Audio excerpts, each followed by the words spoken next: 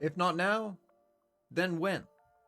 Today we're going to take a look at the story of Deadlock, and is it finally Deadlock's time to become meta? But before we dive into that, today's video is sponsored by the Gosu Academy, who have some exciting news. The first thing is that they've split up their pricing program so that you can just go in for the coach 10-mans as a separate entity in and of itself. But what's more interesting about that is you can get a free 30-day trial using the link in the description or in the pinned comment. And that's the case even if you've had a free trial before. But there's more, because in these coach 10-mans there is going to be themes on certain days that you might want to be a part of. Let's start off with Scrapbook Sunday. This is where you and your teammates will be given a specific comp on a specific map with a specific playbook in mind so that you can learn how to play in a more advanced and structured way and getting guidance from the coaches. There's also Coach Clash Tuesdays. This is where you'll be given one coach on each team, and so you can understand what they are thinking in real time. There's also going to be retake and clutch simulation workshops. Now, if you know anything about this channel, you know that I'm a big fan of doing drills. If you want to know how EG went from a kind of mid-team to the best team in the world, well, it's probably because they did a lot of retake and clutch simulation workshops. It's very, very useful and very helpful and time efficient in terms of actually getting better at a lot of situations that, of course, you will face in every single game of Valorant you play. So go and sign up for the Gosu Academy today. The first 50 people who use the code TMV50 will get a free month, even if you've had a free month with the Gosu Academy before. And now, back to the video. To understand why this is the time that Deadlock might become the meta, we first need to understand why Deadlock wasn't the meta before. And there's two main reasons for this. One, before Deadlock got buffed, Deadlock was no good. So obviously Deadlock wasn't going to be meta then, but with the buff to the Gravnet, Deadlock can now be good and can now maybe fit into the meta. However, the second problem is that Deadlock is what I'm going to call a luxury agent. The reason that Deadlock is a luxury agent is because if you look over the history of Valorant and VCT pro teams and what they like to play, most team comps tend to have 5 things in them. They tend to have smokes, of course. They tend to have some kind of recon drone. They tend to have passive trips from sentinels often. They tend to have some kind of duelist entry, and they tend to have some sort of flash.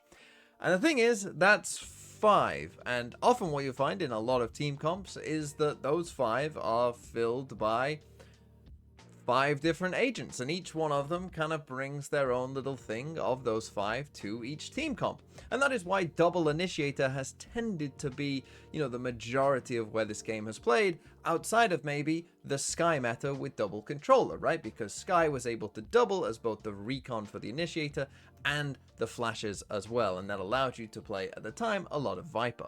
But now we have a similar situation, but this time with Yoru, because Yoru is doubling up like Skye did back in 2023, because Yoru can both act as your duelist entry and also as your flashes. So that means that you can afford maybe to have a luxury agent on your team, and that means that for agents like Deadlock, but not just Deadlock, agents like ISO as well, who otherwise might not bring some of the essentials to a team comp, they can actually start to see some play. And recently we have seen some very good examples from teams of how they're using Deadlock to show you the potential that this agent has.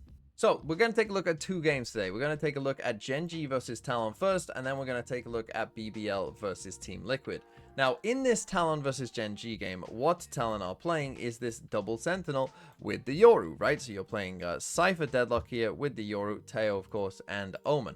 And in this game, Talon started on defense, and often the A site looked like this, if not even worse for Gen.G, right? Where you've got all of this Cypher stuff here. Sometimes they would even put some Deadlock stuff here as well, right? Nightmare. You don't really want to go and attack into this, right? Like this, no, we don't like that, right?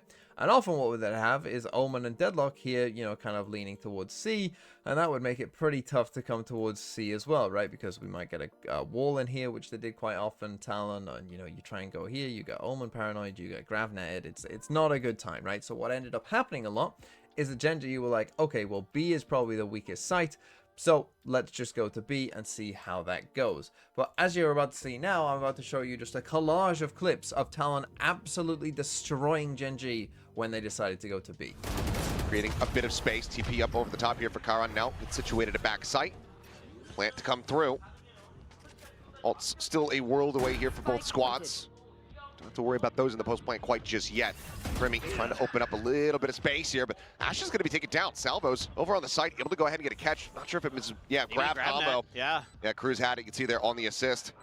Solid kill to be found. Texture, looking to try to hold the door, hold this A site. But ends up getting taken down. Solid kill opening here from the side of Jit Boys. Now a 5v3 as they look for the retake. Paranoia towards the back. Talon going to be flushed out. Munchkin trying to hold the line. It's going to be a flawless. When you just get Munchkin, kind of assuming there isn't going to be much behind that. Jit Boys gets Texture. Just get taken down. Minor readjustment to have Karan be the one go in to get the spike planted so he can TP out when the net comes through. He's able to do that, avoids it, but now Karan taken down. Armageddon going to be sent out. Ash trying to hold the door, nearly has him lined up, but the Nano from Foxy9 is able to find one. With the Phantom comes up with another. Diffuse starting to be held. The shot gets the hit, takes down Thai, but The Sentinel util onto A. You had Primi on op on C. You go B, and that's where the Deadlock Teho combo can be really annoying. They've got so much util to clear that space, and it makes it really challenging for Gen.G, no matter how good their post plants are, and a judge for Cruz. swing the corner, snappy to readjust for Texture, and Salvos absolutely annihilate Munchkin. Hope of a Thrifty very much gone, as it's just going to be the one casualty. So yeah, that's how it went for Gen.G against Talon. And you might not even realize, but in the first clip that I showed you just here, this first kill that they get is actually a Deadlock assist. It's actually off a Gravnet salvo, so we saw it kind of happening later on. But here, you basically can't plant unless it's the Omen planting, because you're just dead straight away because you're going to get Gravnet salvoed.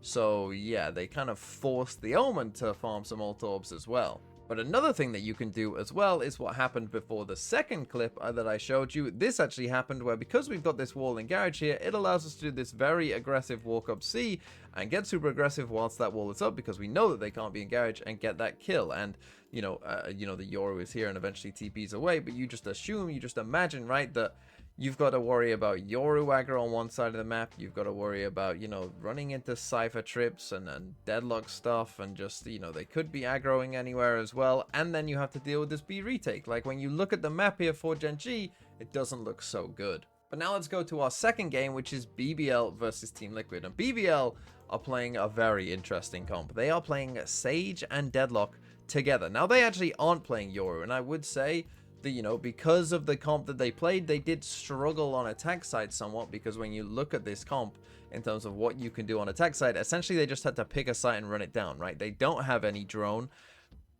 They essentially just had to fling Loon in there, with Yampi's utility and just hope that it worked. And luckily for them, they won enough rounds on the defensive side that, they were able to take it across the line. But this defensive side is hell to play against, as you will now see in this round. Well, now the snake bite forced him a little deeper here. Levin almost looking as if he wants to continue. Actually wins out here, so Nat's dropped very early on in this round. Could not necessarily in a position to spring off the back of that. Well, I think they know where Sociable is. Nasty little wall though, because there is a player obviously over on the catwalk, right, which was Yampi, so kind of a complementary angle. As much as they'd love to clear Sociable, there's still layers to this. This seems very heads up. I've got to say, it feels like BBL have come in very prepared for this, kind of understanding the protocols that Liquid like to run here, and Yampi has been having a belter of a first half already. Only into round 4 here, 11 gonna go absolutely. Yeah, so Team Liquid never really had a chance in this one, the first full gun round of the entire half. And after they get this first kill here over towards A, we then put the Deadlock wall down, and look at that, what that allows us to do at the map, right? We now know that they can't be coming over towards A. We've killed the Lurker over here. We've now put our Sage wall up in mid just here, right? So running into this, as we see, is just an absolute hell here for Team Liquid, and they get absolutely destroyed here. Good luck getting through all of that. And it just means that the map is extremely small, and you're running into either Sage or Deadlock stuff all the time. And then we need to talk about this Sonic Sensor here, right? Because this Sonic Sensor here absolutely destroyed Liquid. I have never seen a Sonic Sensor get so much value than it did in this game, right? Because the thing about this Sonic Sensor, yes, obviously it's very good here, and it's going to stun both these players and get them both these kills. But the thing about this Sonic Sensor is, it doesn't have to be exactly here. Right, what's clever about this is you can reposition it, a bit higher, a bit lower, a bit to the sides, right? And it'll still stun everyone who comes up here. right? Because this is such a small space, confined space, like, you don't have to put it in the same part. So if you're Team Liquid, though, to destroy it, what, are you going to stand down here and just spam at this wall continually? You know, and they spent a lot of time, you know, down here in the vents, you know, looking up, like, trying to find where this thing is, but they couldn't see it until they were up halfway on the rope. And then it's like, well, what are you going to do? Jump off the rope, shoot on the rope, get stunned? Like, it absolutely destroyed them, as it did here in round 4. But for the rest of this game, this really was a problem. And you're going to get a good example of that in round number 8. As early as possible to remove some of that security from BBL. Again, there's so many layers to this. They seem so aware. Magnum's been bang on with this. And once again, this has to add to the protocol list, right? But you can see Yampy complimenting. It's beautiful. I am blown away by this. So, is this Deadlock's time? Well, really, if this isn't Deadlock's time, if Deadlock's pick rate stays, you know, quite low overall, then I'm sorry. It will never happen. This should be one of the best times for this to happen, right? We have an agent in Yoru who can kind of do double duty and, you know, fulfill some of the double roles that Deadlock kind of needs to actually see a decent amount of play a lot of the time. And Deadlock, in theory, you know, especially with Teo getting nerfed now, there's going to be some gaps in there potentially to see what you can play. We've seen Double Senti work on quite a few different maps now, so if people want to play that, they can. This should be Deadlock's time. And if it's not, then it's never going to happen.